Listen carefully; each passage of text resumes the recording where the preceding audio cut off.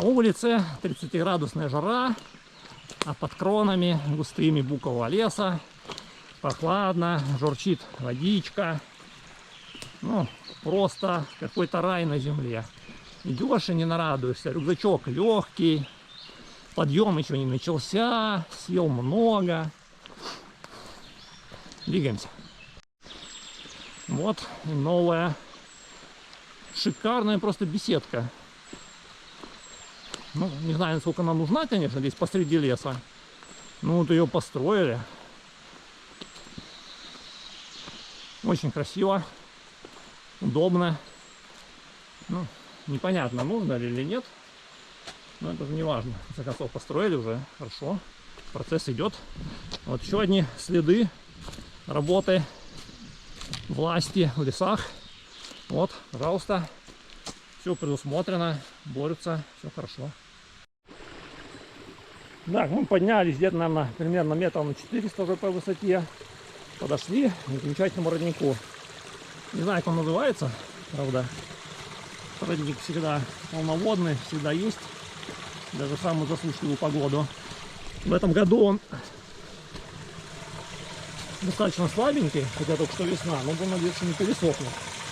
Вода тут просто замечательная. Вот мы набрали по 4 литра на брата. Вот еще один брат. Да. Ну она это самое. И сейчас. Сейчас не весна, только лето. А, ну вот меня поправляют. Уже лето, да. Не весна. Все верно. Ну что, водичка все течет нормально, запас сделан, завтра хватит.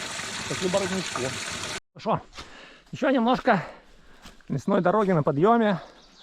Мы уже пытаемся все ближе и ближе подняться. И скоро выйдем на Елу. Сухая речка. Тут, я уж не помню, когда вода была, но тут она бывает все-таки. И опять-таки камера не передает подъем, но он прекрасно ощущается ногами.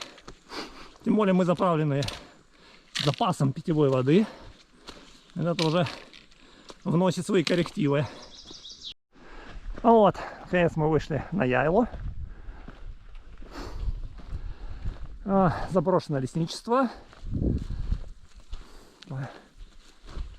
Никто не живет, кроме проходящих туристов и аборигенов.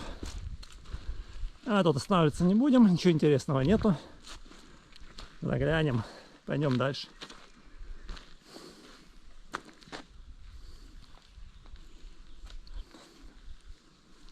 Вот такая вот заброшенное наследие советского прошлого. Березки. Россия. Да, в Крыму. Березы — это самое то. Ну вот мы идем дальше. Сейчас пойдем в сторону Заманы. Там дальше продолжим съемки. Тоже разговаривают? Да. Вышли мы к Терке. Вот она видна. Сейчас по дороге, по автомобильной, по накатанной будем подниматься наверх. Это последний серьезный подъем на маршруте. С Терке уже, за Терке пойдет Демирджи Яйла. Но это мы уже увидим на вершине. А вот и лошади. Надеюсь, они не будут против сняться. На всех яйлах вы обязательно встретите стадо лошадей. Ну что-то они не сильно довольны тем, что мы снимаем. Вот. Но, в принципе, не разбегаются. С лошадей получается очень полезный кумыс. Очень вкусная штуковина, если правильно приготовить.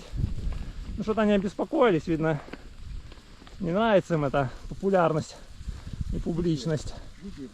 Не будем беспокоить лошадок. Пусть все пасутся. Лошадка, иди сюда. Лошадка, лошадка.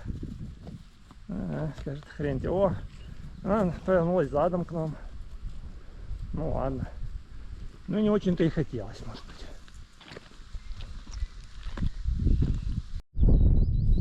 Забрались на Терке.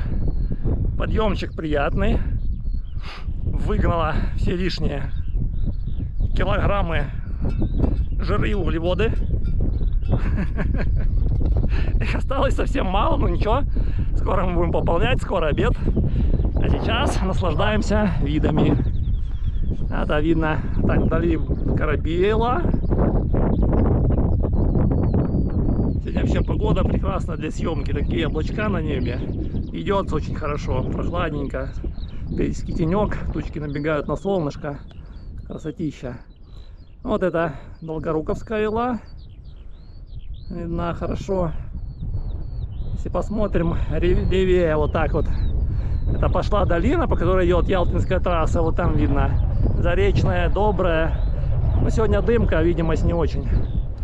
Вот сейчас прямо так, площадка, ровная площадка на первом плане, это гора Замана.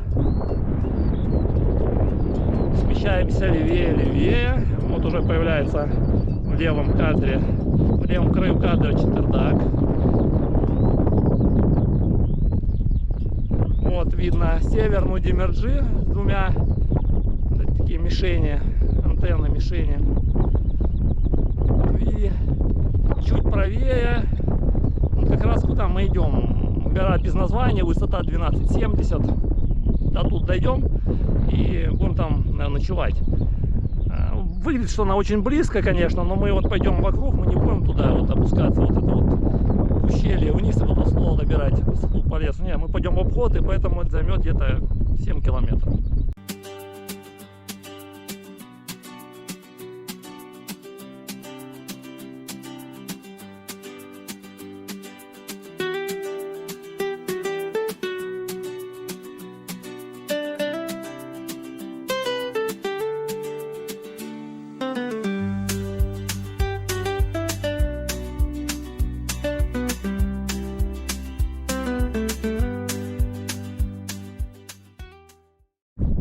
Еще немного обзорных видов. Просто рука не поднимается пропустить.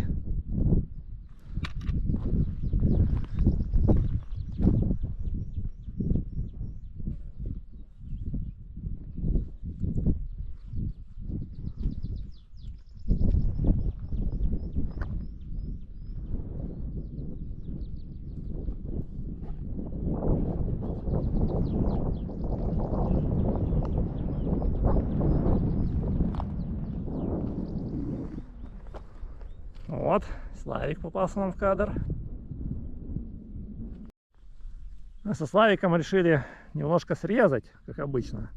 Чтобы было не скучно идти. Забрали вот в такое место, где никогда раньше не были. Насчет того, срежем ли мы или нет, непонятно. Есть большие сомнения. Да, есть большие сомнения обоснованные. Вот там вдали видно дорога, нам надо на нее выйти. Но, судя по всему, вот этот вот овраг, он туда врезается глубоко, и нам все равно придется его обходить сейчас слева. Ну иначе ж неинтересно будет, что это за поход. Нормальные герои всегда идут в обход. Ну вот, обошли. Срезали. Ну, как обычно, вся эта срезка убивается всякие овраги, горы, пригорки, траву по пояс и прочие прелести. Лучше, конечно, идти надо было по дороге, но было бы не так весело. Вот мы были вот на этих скалках. Это все еще торке.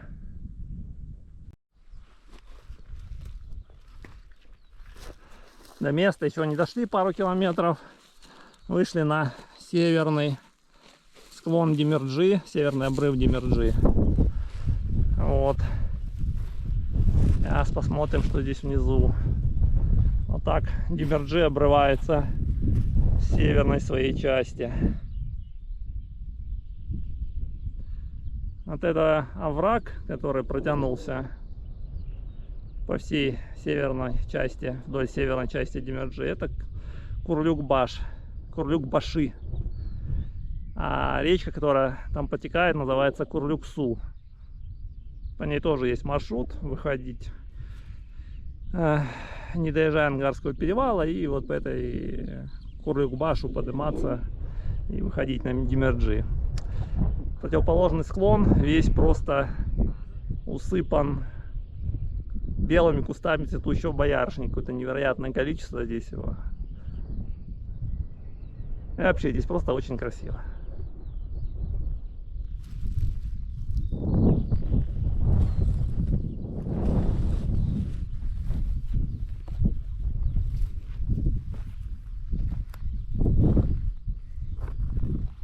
Обрыв достаточно отвесный.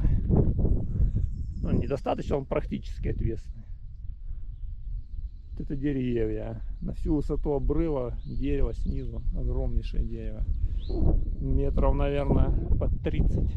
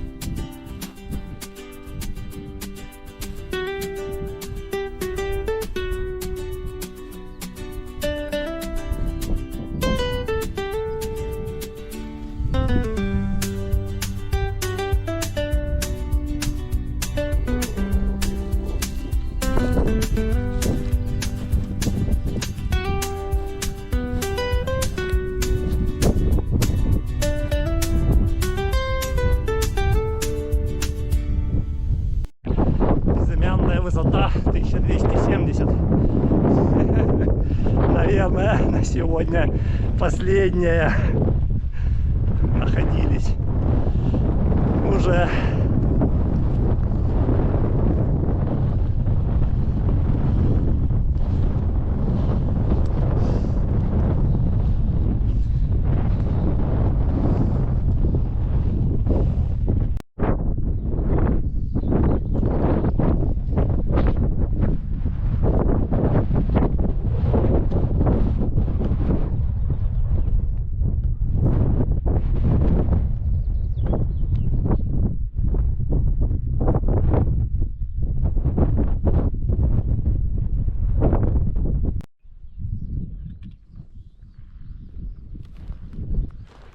Вот это сейчас хорошо видно Пахкал-Кая. На нем мы завтра будем подниматься. Вот скальный уступ, за ним с другой стороны пещера Ман, которую мы завтра посмотрим. А с вами мы остановимся где-нибудь здесь, в районе вот этой Яйлы. Остановились мы на краю Яйлы. Вот так вот, немного не доходя до Северной Демирджи. Сейчас на нее сбегаем, посмотрим, как там изменилось что-то или нет. Вокруг бегают стада лошадей и коз даже, каких-то горных. Ну, выпасают тут стада, хотя нельзя делать, насколько я помню, этого. Ну, видно, кому-то можно, кому-то и нельзя. А кому-то опять-таки можно. Палочка у нас выглядит вот так. Здесь такие боковые полости. С той стороны вот то же самое, где можно рюкзачок с обувью разместить. Очень плотненько так все. И вот внутри тоже, скажем, хором это не царский, но два человека как-то ночь перетопчутся. Вечереет. Решили прогуляться. Зайк пошел вниз на Фулму спуститься, посмотреть, как там с родниками, воды набрать свежей.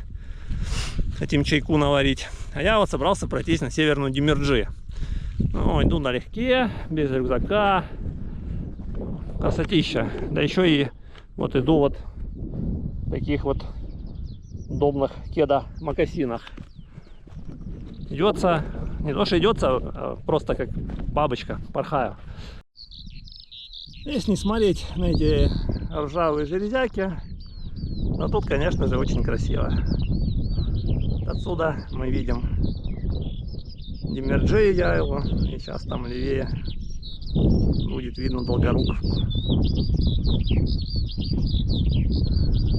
Сегодня дымка очень сильная, какой-то влажный воздух пришел.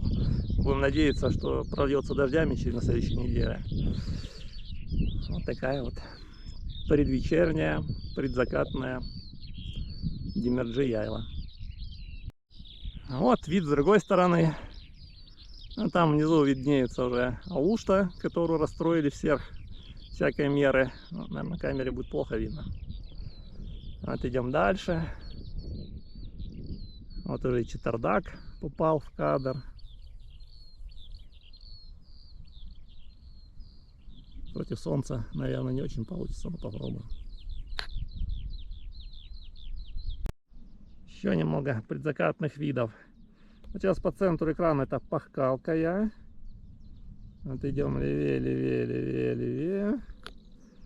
По центру экрана сейчас это Эльхкая. Это гора и одноименный хребет, который выходит как раз на Ангарский перевал. Тут километров 6 всего. Дальше двигаемся. Вот начинается. Сейчас у нас по центру это уже пошла северная Демирджи. Вот этот склон там очень живописный с обрывом. Ну и дальше это уже пошла, собственно, сама Демирджи. И между ними там как раз знаменитая долина привидений. Ну вот поход мы туда не пойдем. Это мы отдельно устроим. Посмотреть, как там все устроено. В каком состоянии находится.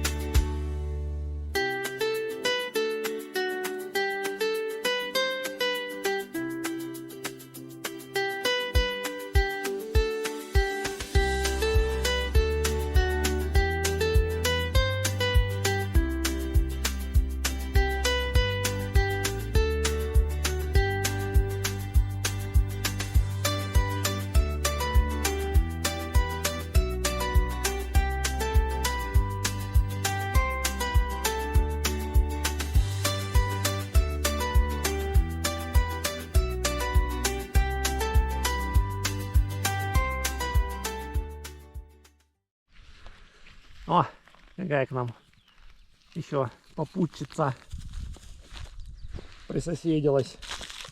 Очень любит конфеты. Сейчас посмотрим.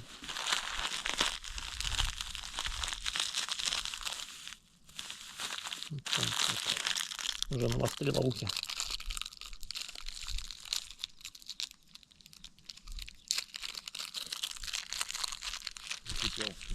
Оба.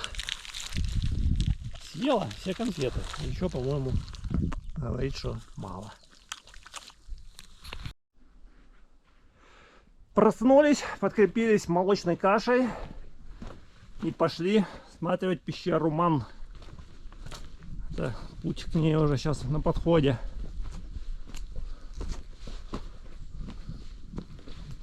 А может еще и не на подходе. Ну вот, уже почти пришли. Место, конечно, впечатляет. Сейчас, конечно, платят немножко таблички, а какие-нибудь средние века, когда человек сюда, не зная ничего, вдруг натыкался посреди заросли леса, такую уходящую куда-то вдалеко, в глубину. пещерную темную галерею, ну, конечно, производило впечатление. Ставим стрелочки и пробежимся. Тут она всего где-то 30 метров в длину до колодца. 2, по-моему, зала. Сейчас посмотрим, попытаемся снять, что получится внутри. Ну, ты решил колодец или?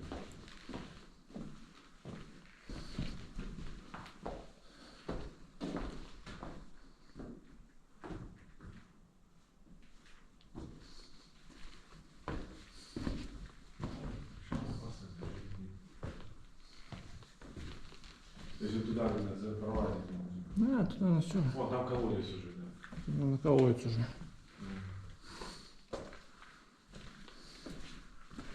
Так, где у нас колодец? Так вот здесь же, вот куда? Там начинается, да? Да, я думаю, здесь. О. Вот. Видишь, там обрыв не будет. Водичка капает.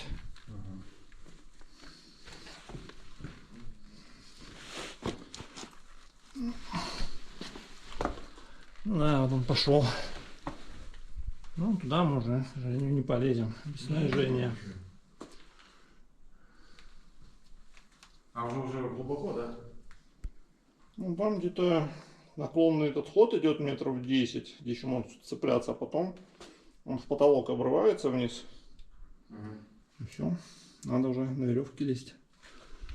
Да, тут в плане натечных образований фактически ничего нет.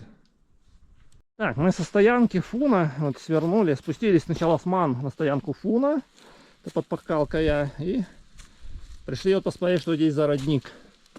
Называется Фонтан Вячеслава. Такая вот памятная табличка. Родничок, конечно, дебит очень маленький, судя по всему, это какая-то верховодка. Прям, наверное, с него так вот в жаркую погоду маловодную пить, наверное, напрямую не рекомендуется. Не, ну вот это не Даже родник, это смотри, это просто здесь руки помыть, это вот труба, она из родника идет. А Ну, там глубокая такая, колодец Ну, глубокий. протока все равно нет, был бы проток. Не, но есть оно нормально, бы вот сюда он, текло. видишь, течет, и вот берешь вот так вот, окунаешь, вот она до самого, вся бутылка прям в воду помещается, еще там дна не видно. Нет, все правильно, отстойничек там, но дебит все равно родника очень маленький сейчас.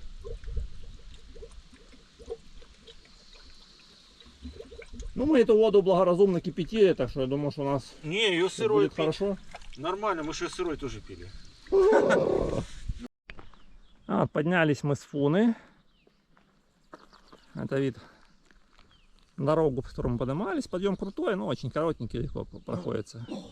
Вот, посреди кадра видна северная Демерджи, обрывы ее. Сейчас сделаем обзорку.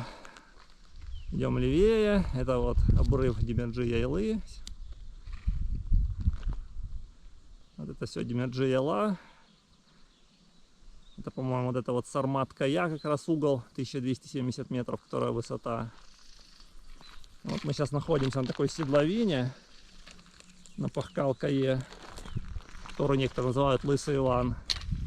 Ну, а сейчас туда поднимемся наверх, собираем там чуток чабреца и уже пойдем туда на спуск, на ангар. Да, народа сегодня прям везде бегают. Никакой уже заброшенности, никакого эффекта заброшенного мира сегодня уже не наблюдается. Самое интересное было, конечно, вчера. Забрались все-таки на Пахкалкаю. Смотрим, на одной из вершин ее стоим, вот видно вторую. За ней видно хорошо Демерджи, и над ней большое облако. Видимо, все-таки с моря потянул холодный воздух, и будут эти самые обещанные дожди у нас в Крыму наконец. Вот вниз смотрим. Идет такая небольшая яйла, маленькая такая, даже не яйла, поляночка такая. Вот, протоптанной хорошо тропой. И вот она заходит на вытянутую гору или хребет, или хкая. Вот его сейчас хорошо видно. И вот с этого хребта мы пойдем вниз уже на Ангарский перевал, там уже совершенно немного осталось. Вот так выглядит Пахкалкая с обратной, так сказать, стороны, со стороны, которая на Ангар выходит. Очень внушительно.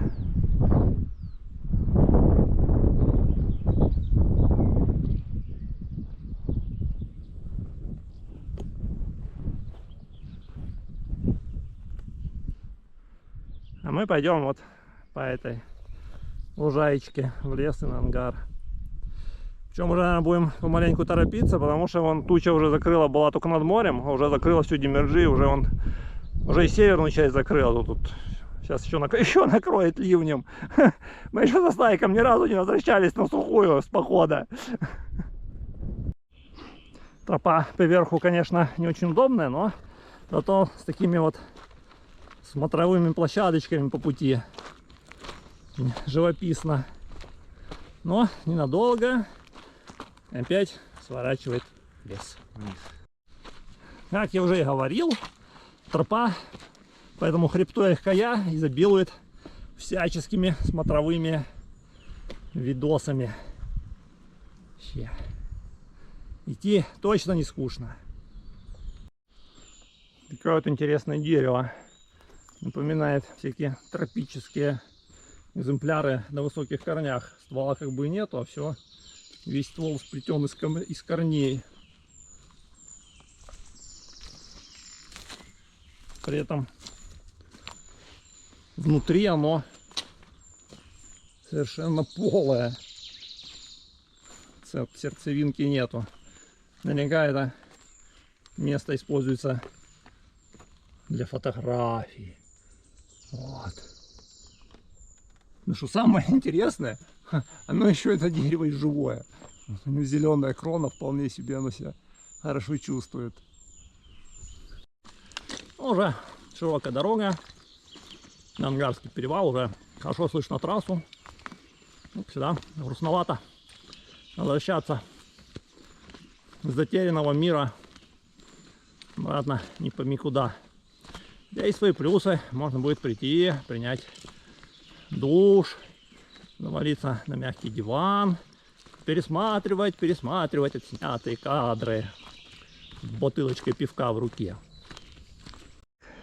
Так, ну, нельзя, конечно, пойти мимо памятника строителям, которые сооружали дорогу Симферополь-Алушта.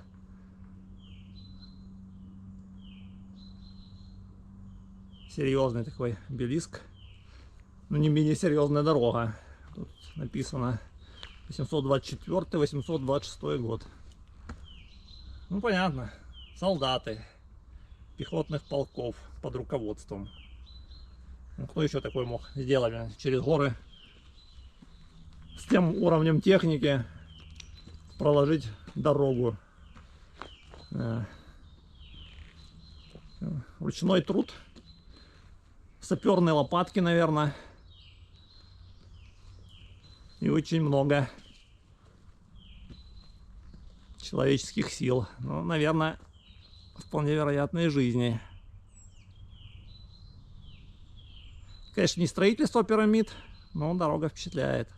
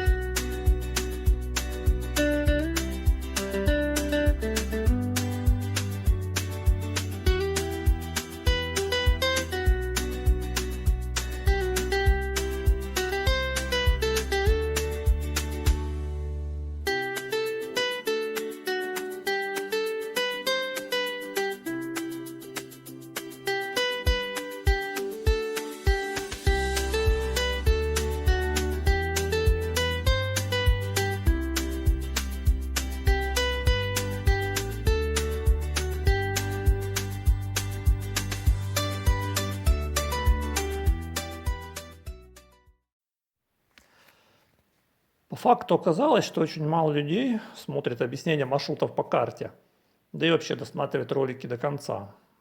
Но тем не менее, пока буду делать эти вставки, считаю их полезными. Итак, маршрут на Демирджи-Яйлу начался у нас от старой воинской части и пошел вдоль подножия Долгоруковской Яйлы. Так мы поднимались по траверсу. Где-то здесь вышли на Малинный ручей и уже шли дальше по нему. Вот выход на Яйлу в этой точке. Вот мы пришли к заброшенному лесничеству. И от него через лес пошли в сторону Терке.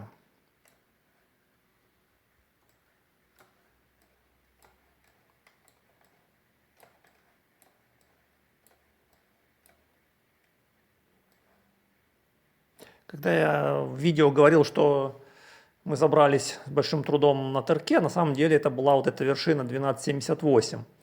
А вот Терке мы уже обошли просто по низу. В Терке мы уже повернули в сторону Демирджи-Яйлы. Через вот этот вот, он называется Курлюк-Баш-Багас, то есть перевал. Это ущелье Курлюк-Баш, там что-то речка Курлюксу. А вот здесь такой небольшой переход. Ну, не то, что небольшой, а вот переход, как бы ущелье, разбивающее на две части. Дальше мы пошли вот по краю ущелья. Это северная часть Демирджи-Яйлы, северный склон, он такой достаточно обрывистый. И пришли к месту нашей ночевки вот на Самар-Каю. Самар-Кая вот, а ночевали мы вот около этой вороночки. На второй день мы пошли уже, это вот желтая линия маршрута, спустились к пещере Ман. Напрямую к ней не спустишься, поэтому приходится делать вот такой вот зигзаг. Посмотрели там немножко, потому что там без снаряжения, собственно, делать нечего. И дальше пошли на туристическую стоянку Фуна, спустились. Здесь, кстати, вот недалеко родничок от этой стоянки, вот примерно вот здесь, где сейчас курсор стоит, есть родник. Ну, там найти не ошибетесь, там тропинка протоптана. Затем мы сделали вот такой вот кольцевой маршрут на Пахкал-Каю. Вернулись обратно на Фуну. Здесь, если у вас есть силы, еще можно пройти, вот, дополнить ваш маршрут вот этой вот синей линией, пройтись на северную Демирджи, вот на эту ее красивую обрывистую часть и посмотреть вниз. Очень красиво.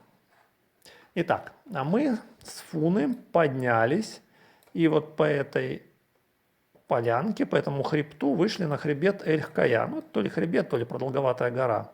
Можно, конечно, идти и вот здесь по лесу, но там вы ничего кроме деревьев не увидите.